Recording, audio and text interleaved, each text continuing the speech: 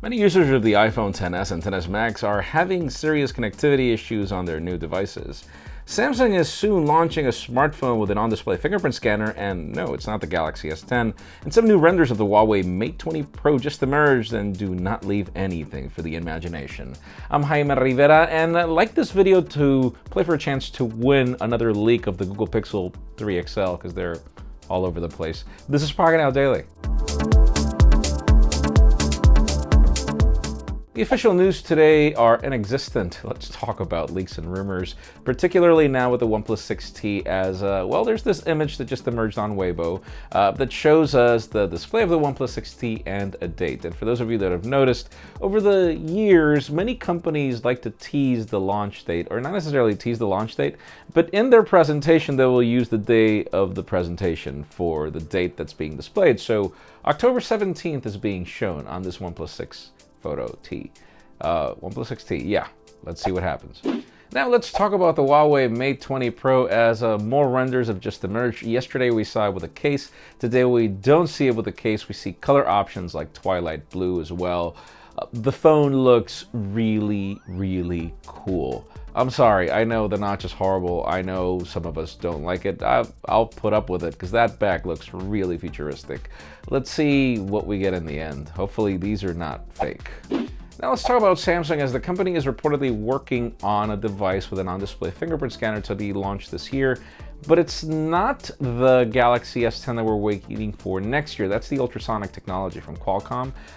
This one, no, is apparently an optical sensor that works through an LCD, and this phone, which is being dubbed the P30, is apparently slated for China.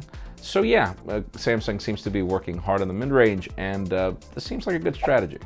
Now let's talk about DisplayMate and the company's rankings, as we know that the Galaxy Note9 won an A+ rating on DisplayMate, and it always does. I mean, the Galaxy Note, ever since I can remember, and pretty much the Galaxy S as well, have won so many prizes over the quality of their OLEDs, and yeah, AMOLED technology is just the best.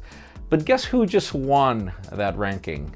The iPhone XS Max is now a higher ranking over the Galaxy Note 9 when it comes to DisplayMate's ranking, and it's just funny because obviously this display is being made by Samsung, or at least we presume, because the rumors were that LG was also going to make OLEDs for this phone. So let's see which one won, because LG has never won anything for theirs.